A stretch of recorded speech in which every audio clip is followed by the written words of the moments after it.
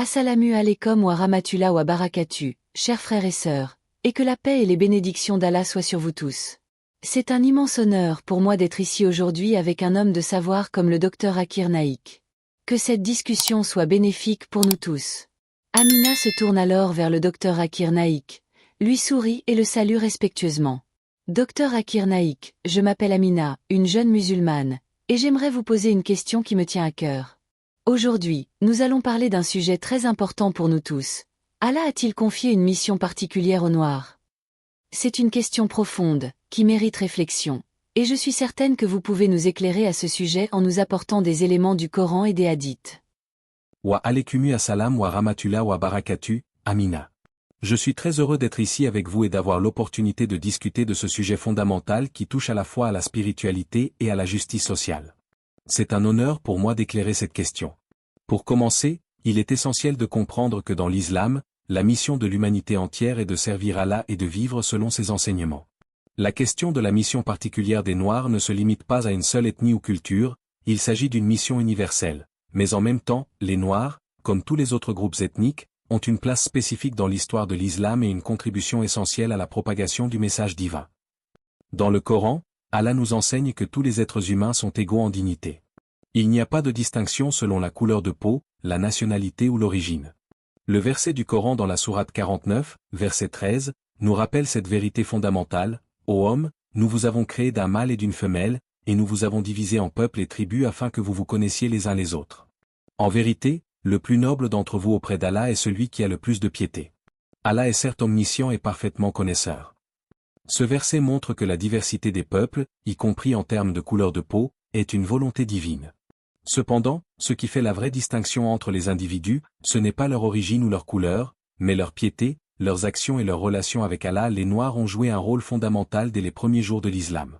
Prenons l'exemple de Bilal ibn Rabah, un homme d'origine éthiopienne, qui a été l'un des premiers à répondre à l'appel de l'islam. Bilal n'était pas seulement un compagnon du prophète, mais aussi l'un des plus proches et des plus fidèles.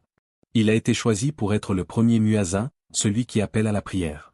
Cette mission spirituelle était d'une grande importance. Le prophète Muhammad, paix et bénédiction sur lui, a toujours montré un grand respect envers Bilal, et c'est à travers lui que nous voyons que la véritable mission d'un individu ne dépend pas de sa couleur de peau ou de son origine ethnique, mais de son engagement envers Allah et sa mission. L'islam est une religion universelle. La mission des musulmans est de servir Allah en toutes choses. Le Coran nous dit dans la sourate 3, verset 110, « Vous êtes la meilleure communauté qu'on ait fait surgir pour les hommes, vous ordonnez le convenable, interdisez le blâmable et croyez en Allah. » Cela montre que la mission des musulmans, qu'ils soient noirs, blancs, arabes, asiatiques, ou de toute autre origine, est d'apporter la lumière de la foi à l'humanité, de promouvoir la justice, de s'engager dans la construction d'une société morale et de suivre la voie d'Allah. Le racisme est un fléau que l'islam rejette complètement.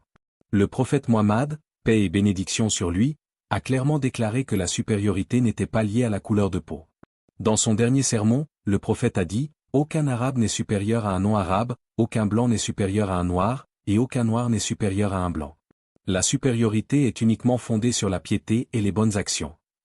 Ainsi, la mission des Noirs, tout comme celle de tous les autres peuples, est de vivre selon les principes divins et d'être des exemples de piété, de justice et de moralité. Les Noirs, comme toute autre communauté, sont appelés à une mission divine importante, celle de cultiver la piété, de promouvoir la paix, de propager le message d'Allah et de vivre selon les préceptes de l'islam. Leurs contributions, à la fois spirituelles et sociales, ont façonné l'histoire de l'islam, et aujourd'hui encore, chaque individu, indépendamment de son origine, a un rôle crucial à jouer dans l'édification de la société islamique et dans l'accomplissement de la mission divine.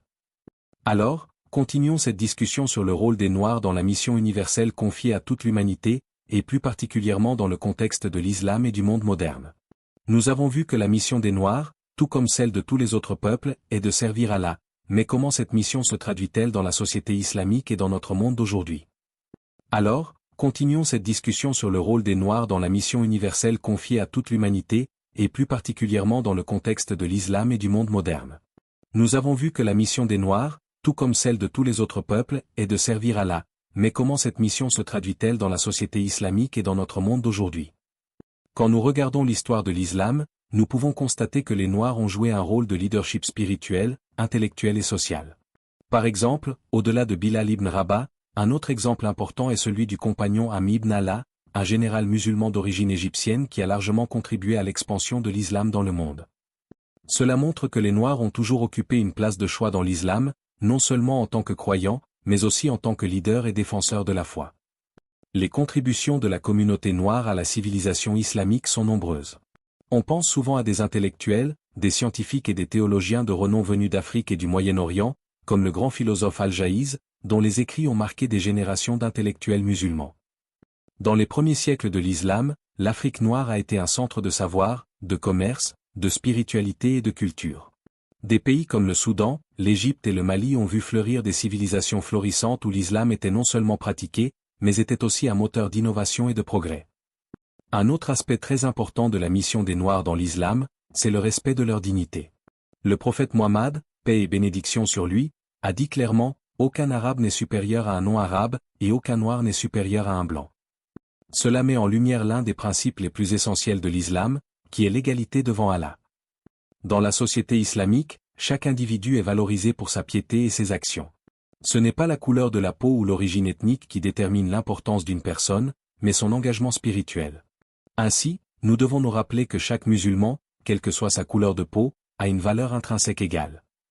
Dans le monde moderne, les Noirs jouent toujours un rôle fondamental dans la propagation de l'islam. Si nous regardons aujourd'hui, l'islam connaît une croissance spectaculaire en Afrique et dans les communautés noires à travers le monde. Cela montre non seulement une acceptation grandissante de la foi, mais aussi un engagement sincère à vivre les enseignements d'Allah. Cependant, comme dans toute société, il existe des défis. Le racisme, les inégalités sociales et économiques sont encore des réalités que de nombreuses communautés noires affrontent. Mais l'islam nous enseigne que la patience, la persévérance et la quête de la justice sont essentielles pour surmonter ces obstacles. Les musulmans noirs, à travers le monde, ont toujours été des exemples de résistance et de résilience.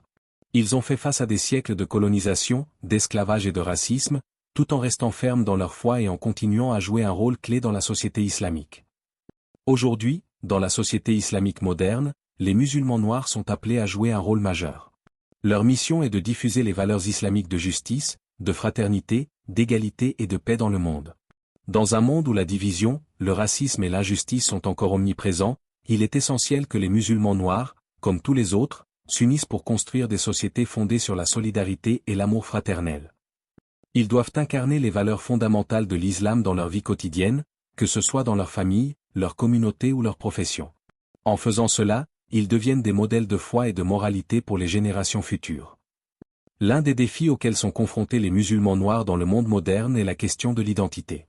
Dans un monde pluraliste, il peut être difficile de maintenir un équilibre entre la culture personnelle et les valeurs islamiques. Cependant, l'islam nous enseigne que nous ne devons pas être définis par notre origine ethnique ou culturelle, mais par notre foi et notre engagement à suivre la voie d'Allah.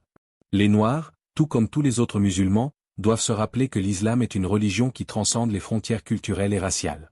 Nous sommes tous unis par notre foi en Allah et notre soumission à lui. L'impact de l'islam dans les communautés noires est profond et puissant. En Afrique, en Amérique du Nord, en Europe et ailleurs, les Noirs continuent de jouer un rôle vital dans l'édification de communautés solides et unifiées. L'islam leur offre un cadre pour comprendre leur place dans le monde et pour trouver un sens à leur vie. À travers la prière, le jeûne, l'aumône et le pèlerinage, ils s'engagent dans une quête spirituelle qui transcende les épreuves sociales et économiques auxquelles ils peuvent être confrontés. L'un des plus grands héritages de la communauté musulmane noire est sa capacité à transmettre un message de paix, d'unité et d'espoir. Cela doit continuer à être un modèle pour tous les musulmans, et un exemple de la façon dont les valeurs islamiques peuvent être vécues avec force et dignité dans n'importe quel contexte culturel ou géographique. Tout d'abord, je tiens à remercier profondément le Dr Zakir Naik pour avoir pris le temps de partager ses connaissances et ses éclairages sur un sujet aussi important. Vous avez répondu à toutes mes questions et m'avez permis de comprendre davantage l'importance de la mission des Noirs dans le contexte de l'islam, non seulement historiquement, mais aussi dans le monde moderne. Ce fut une discussion enrichissante et pleine d'enseignements, et je suis sincèrement reconnaissant pour tout ce que vous avez partagé. Que Allah te bénisse, cher professeur Dr Zakir Naik. Je vous remercie pour votre patience et vos explications claires. C'est moi qui vous remercie, Omar, pour votre présence et pour l'intérêt que vous portez à ces sujets cruciaux. Ce fut un plaisir de discuter avec vous, et je suis heureux de savoir que cette discussion a pu enrichir votre compréhension. Le savoir appartient à Allah, et c'est grâce à lui que nous pouvons échanger et apprendre les uns des autres. Je vous encourage à continuer à chercher la connaissance, à transmettre ce que vous avez appris et à vivre votre foi pleinement. Je tiens également à remercier tous nos chers spectateurs pour leur présence et leur participation. N'oubliez pas de vous abonner à notre chaîne Racines de l'Islam, de liker cette vidéo si elle vous a été utile, de la partager avec vos proches, et de laisser vos réflexions et commentaires ci-dessous. Nous serions ravis de lire vos avis et vos questions. Que la paix et les bénédictions d'Allah soient sur vous tous, et qu'il nous guide tous sur le droit chemin.